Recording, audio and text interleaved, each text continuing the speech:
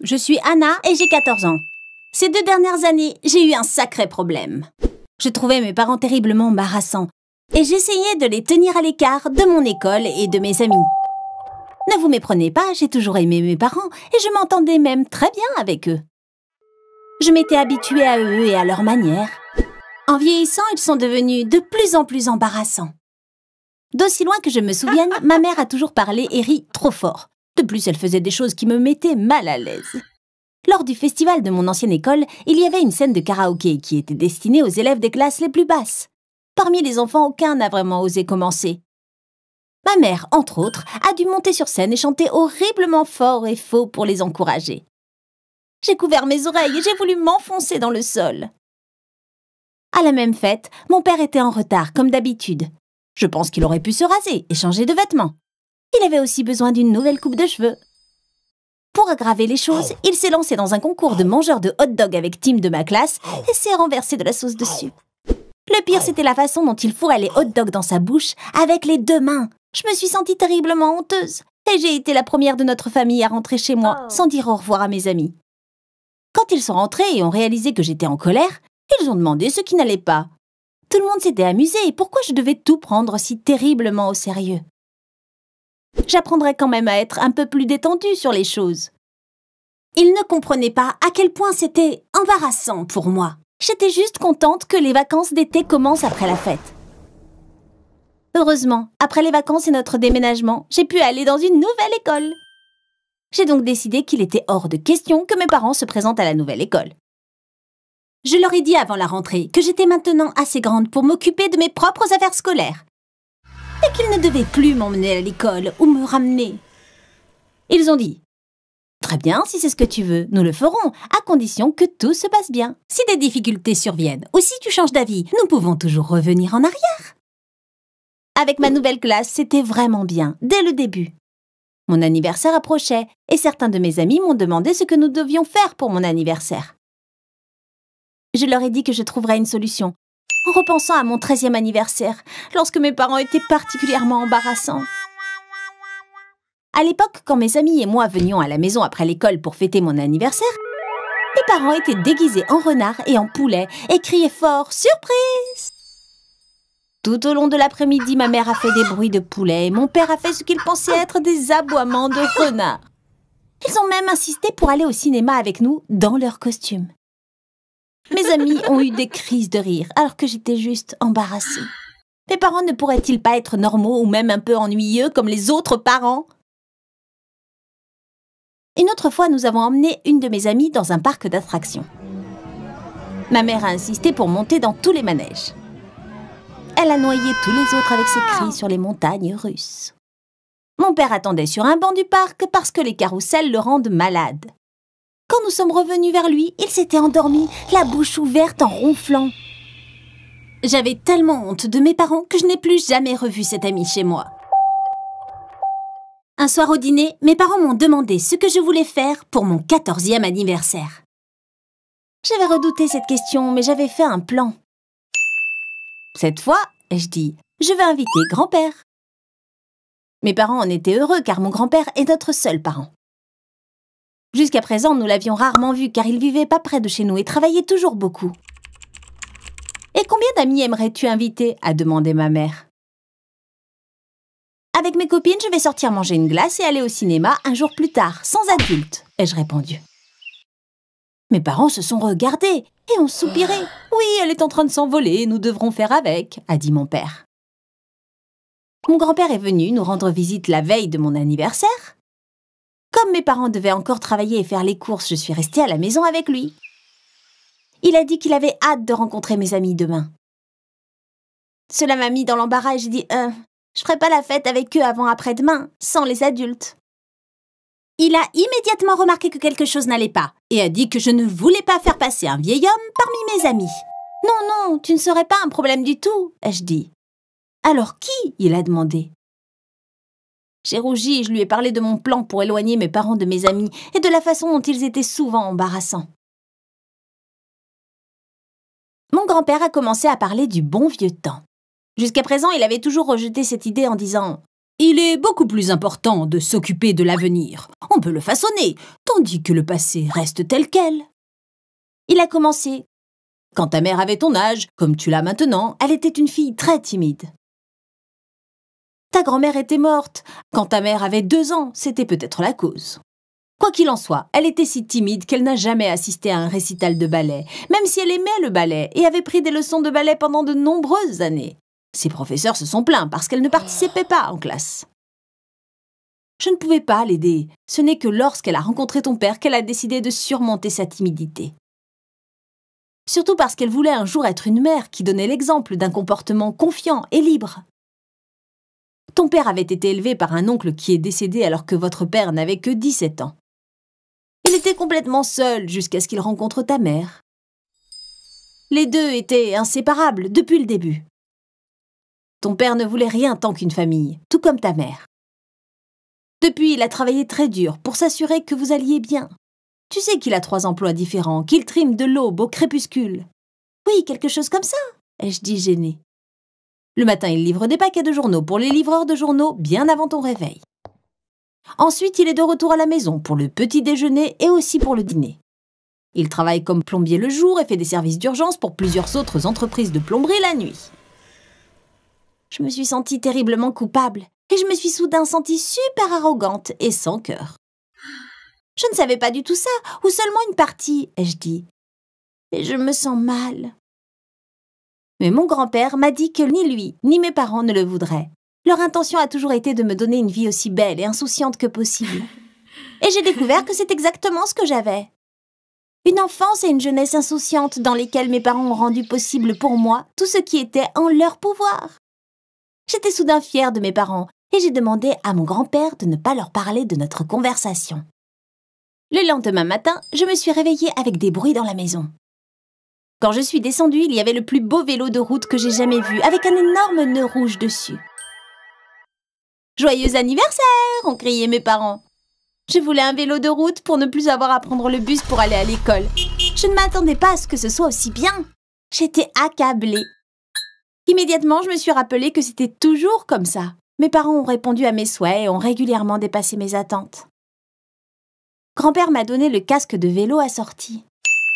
Il m'a fait un clin d'œil et a regardé mes parents avec fierté. Quand nous nous sommes assis ensemble à table l'après-midi, j'ai dit « C'est un anniversaire merveilleux, avec de superbes cadeaux.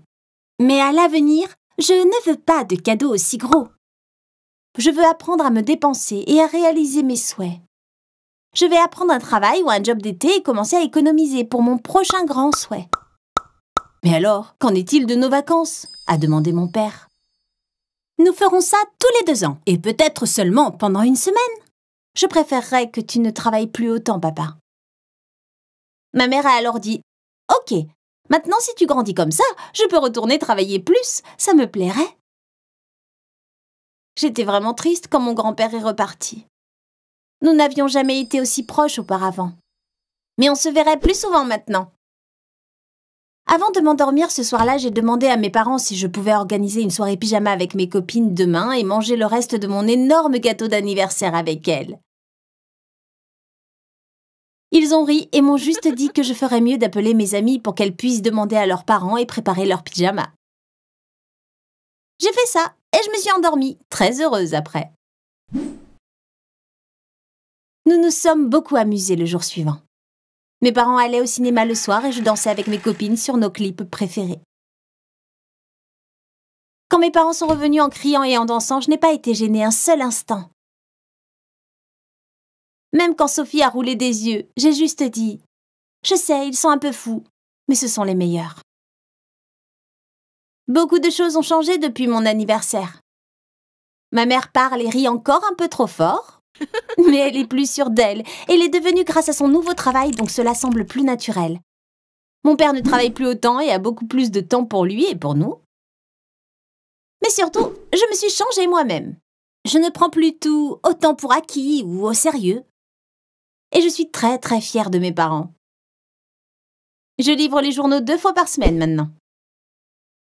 Lors du prochain festival de ma nouvelle école, nous voulons absolument installer une scène de karaoké et je jure que je la lancerai avec mes parents et que je ne serai pas gênée.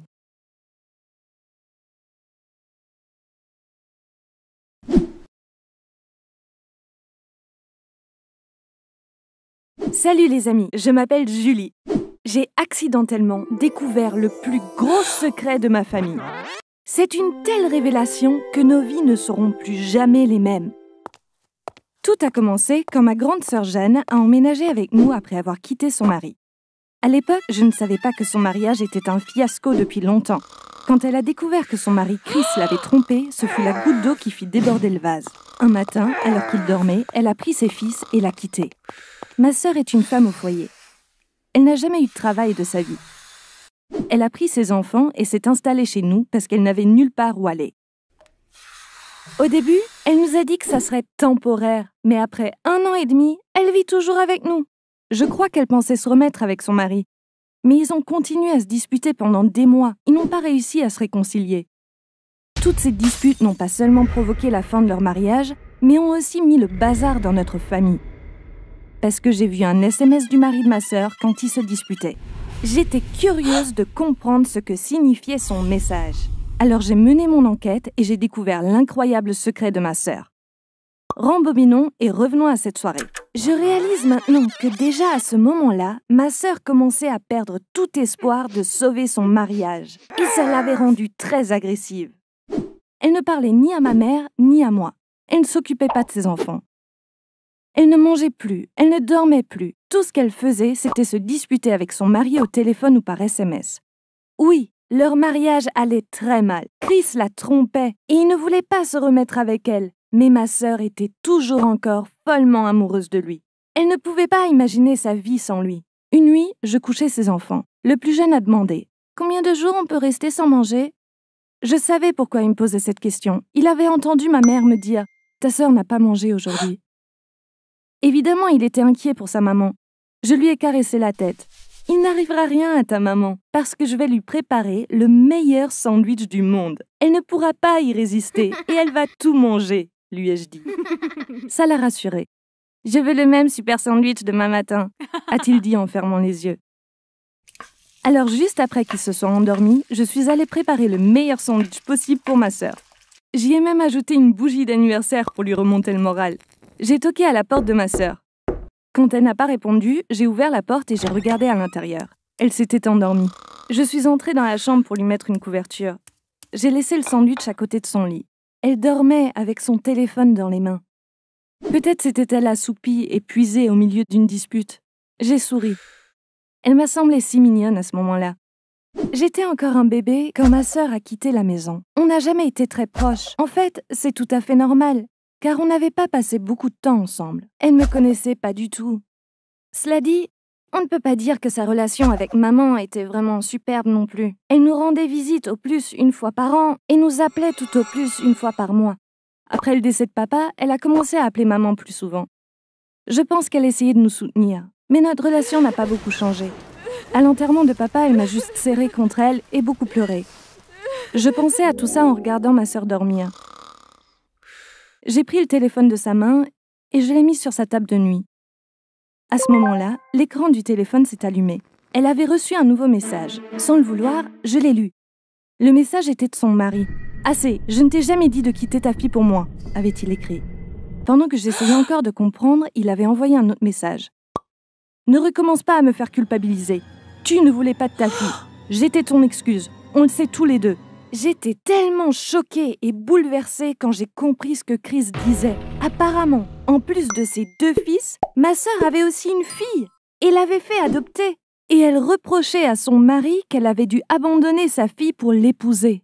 J'avais accidentellement appris quelque chose d'incroyable. J'ai éteint la lumière, je suis sortie de la chambre en courant. J'étais encore sous le choc en me couchant. Je me suis dit que ma mère devait être au courant, mais qu'elle ne me l'avait jamais dit. Généralement, elle adore parler de ma sœur, et d'habitude, elle la critique. Elle disait par exemple, le mariage de ta sœur se portait mal depuis le début, mais elle a quand même fait 2 enfants. Alors pourquoi n'avait-elle jamais dit que ma sœur avait un autre enfant? Peut-être que mon père ne le savait pas et qu'elle me l'a caché parce qu'elle avait peur qu'il le découvre? Cette découverte accidentelle a changé toute ma vision de ma sœur.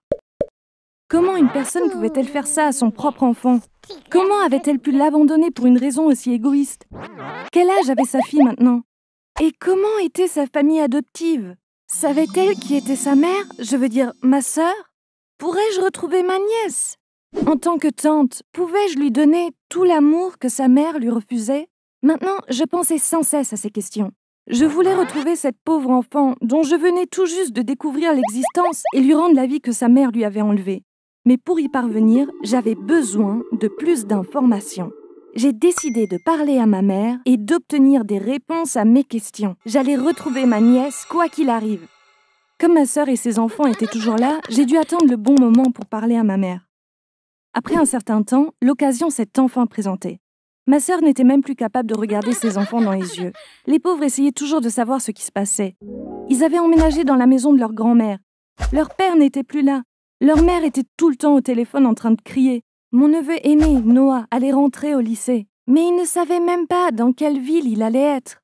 C'était déjà un enfant timide. Maintenant, il était devenu encore plus renfermé. Je n'avais pas entendu un mot de sa part depuis des jours. Ma mère était évidemment triste pour les garçons. Il y avait un parc aquatique dans notre ville. Quand j'étais plus jeune, on y allait tous les mois. Ma mère a pensé à y emmener les enfants. J'étais contente qu'elle me demande de l'accompagner pour l'aider. Le lendemain, on était au parc aquatique avec les enfants. Noah est allé se baigner dans la piscine et le plus jeune jouait sur les toboggans. On s'est assis dans un café d'où nous pouvions voir les toboggans. J'avais hâte de lui parler, mais je ne savais pas comment entamer la conversation. Finalement, je me suis lancée. « Maman, est-ce que ma sœur a une fille ?» Ma mère était stupéfaite. Elle me fixait. « De quoi tu parles ?» dit-elle. Je lui ai parlé des SMS que j'avais vus sur le téléphone de ma sœur. Elle était visiblement perplexe. Elle dit des trucs comme « Ne sois pas bête, n'importe quoi, tu as du mal à comprendre. » Mais elle était si paniquée que je compris qu'elle était déjà au courant, mais qu'elle me le cachait.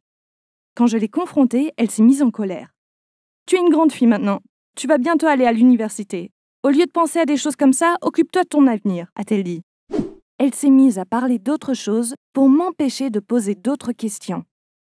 J'ai compris qu'elle ne dirait rien et j'ai abandonné. Qu'est-ce que j'allais faire maintenant? De toute évidence, ma mère me mentait. Je voulais absolument retrouver ma nièce. Comme je ne pouvais pas demander à ma sœur, il ne restait qu'une personne, son mari Chris. Oui, j'allais lui demander. Je n'étais pas sûre qu'il allait m'aider, mais je n'avais pas le choix, je devais essayer. Je n'avais pas le numéro de Chris, mais je connaissais le nom du concessionnaire auto où il travaillait. J'ai fait une recherche sur Google et j'ai trouvé tout de suite. J'ai appelé le numéro. Ils ont appelé Chris au téléphone.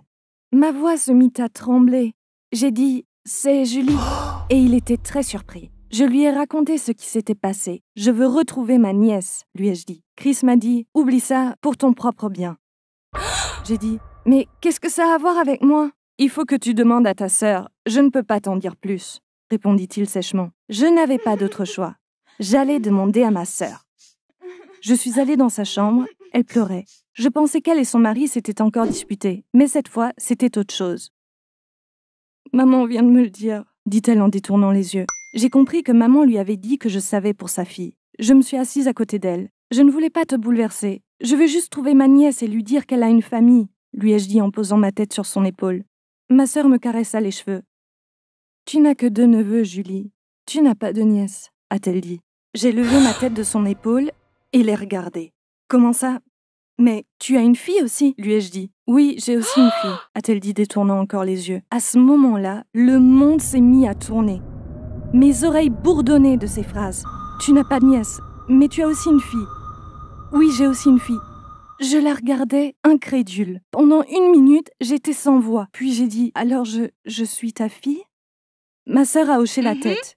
« Oui, Julie, tu es ma fille. » Je ne pouvais plus respirer. Je ne savais pas quoi dire. Ma sœur, dont je venais juste de découvrir qu'elle était ma mère, se mit à me raconter toute l'histoire. C'était ma première année à l'université. J'ai fait la plus grosse erreur de ma vie. Je suis tombée enceinte de quelqu'un que je ne connaissais pas vraiment. Tout ce que je connaissais, c'était son nom, ou du moins je le croyais. J'ai quand même eu le bébé, et c'était toi. J'allais à l'école, et ta grand-mère s'occupait de toi. Puis j'ai rencontré Chris. Je suis tombée amoureuse de lui. Chris n'était pas du genre à se marier avec une femme qui a un bébé, parce que c'est un aventurier dans l'âme. Il voulait voyager avant de s'installer dans un endroit qui lui plaisait. Je t'ai laissé avec ta grand-mère et je suis partie avec lui. On a voyagé pendant 3 ans et demi. On s'est mariés en cours de route. Mais on est revenus parce qu'on ne se sentait pas mieux ailleurs. Quand je suis revenue, j'ai vu que tu appelais ta grand-mère maman. Pendant mon absence, ta grand-mère était devenue ta mère. J'étais hyper triste, mais je savais que je le méritais. Ta grand-mère m'a fait jurer. Tu ne diras jamais à personne que Julie est ta fille, m'a-t-elle dit. Personne d'autre que papa et Chris ne le savait. Et maintenant, tu le sais. Tout est sorti au grand jour ce jour-là. J'étais le plus grand secret dans ma propre famille. La personne que je croyais être ma sœur était ma mère. La personne que je croyais être ma mère était ma grand-mère. Ce qui s'est passé après que j'ai découvert tout ça, vous penserez peut-être que c'est bizarre, mais presque rien n'a changé. Bien que ma sœur puisse être ma mère biologique, elle n'est pas ma vraie mère. Une mère est quelqu'un qui élève et prend soin d'un enfant. Ma sœur ne mérite clairement pas d'être ma mère. Je n'ai qu'une seule maman, et elle restera ma maman pour toujours. Merci d'avoir écouté mon histoire. Si vous aimez les histoires inspirées de la vie réelle comme la mienne, vous pouvez vous abonner à cette chaîne. Bye!